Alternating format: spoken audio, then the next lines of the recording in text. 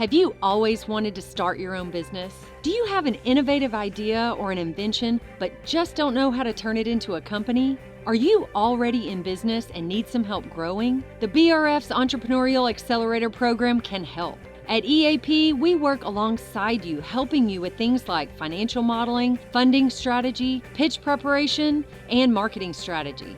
So what are you waiting for? Go to eapla.com today and set up a time to talk with our team. Let EAP help you launch or grow your business in North Louisiana today.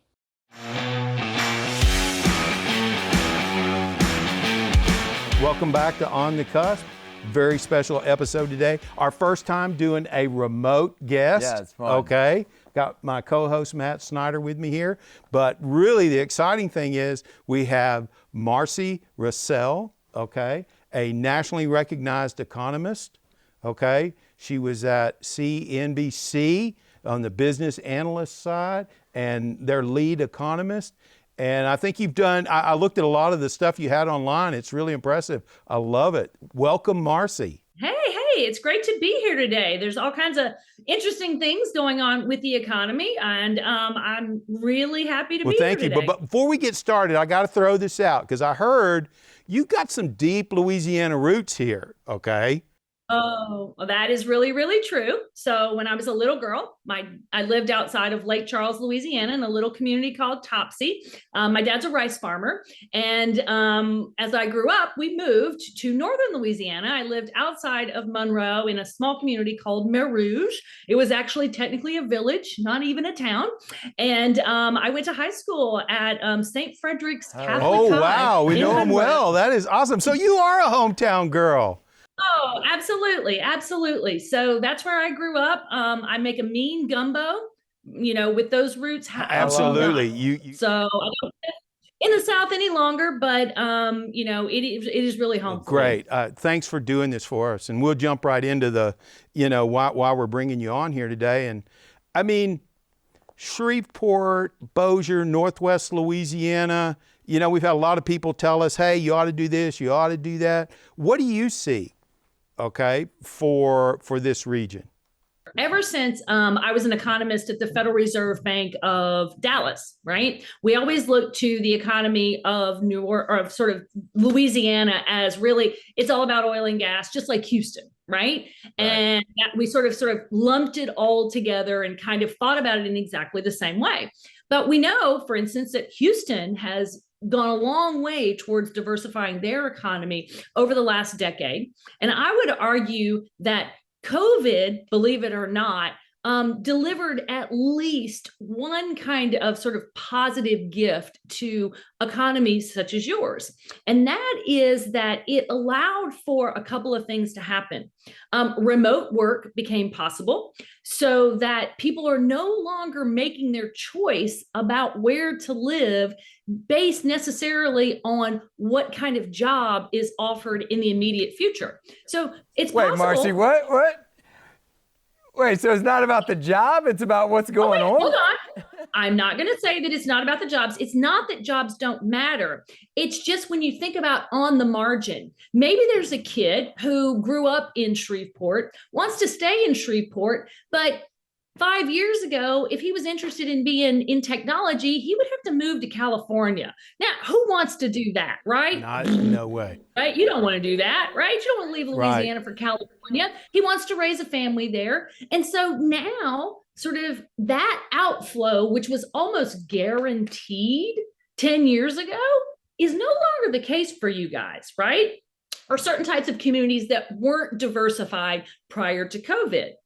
The other thing that has sort of happened in the post-COVID environment is that real estate prices and sort of what cost of living sort of really matters to millennials in particular. So you have this huge demographic, big group of, I used to call them kids, but they're not kids anymore. They're in their 30s now. And we thought that they would never settle down, never have families, never choose a partner, and never buy a house. They were just going to live in our basements forever, right? Well, now they're in their 30s. They all want to do that, and they all want to do it at the same time, which of course has driven up real estate prices in what were considered sort of, the premium areas. But any community, that has sort of affordable real estate suddenly has what an economist like me would call a comparative advantage when they're looking to attract people. Real estate and sort of affordable real estate suddenly really matters. And it isn't just about culture. Having grown up in your area, there's no better place to hunt and fish and be outdoors than northern Louisiana. And so you can capitalize on that in a way that you're not just attracting sort of, you can't compete with sort of Florida and Phoenix for the retirees, but for those millennials who are looking for square footage in a house, right, and home buyers, family, right? Yeah, the home buyers, the people that are really, spending money in your economy, those are the ones that you really want right here. That's right. And then they create sort of their own kind of jobs, so to speak. So there's got to be kind of a basic economy underneath them. They want great food. Well, I mean, in my mind, Louisiana has the best food in America. Like, don't argue with me on this one, right? We won't. So you ought to just ask her your question. He always asks this question. Go ahead, just get it out there. Okay, so what comes first? Dave tells me I can't have my music festival and I can't have my cool culture that I want until we get a bunch of factories and all these jobs. And I say, well, the leaders of those companies don't want to come because there's nowhere to go live the life they want to live. So what comes first, culture or jobs? You know what? They go together. They do. They really go together. So I'm not going to say one or the other. And I know that sounds like a typical economist cop-out, but they really do sort of grow at the same time.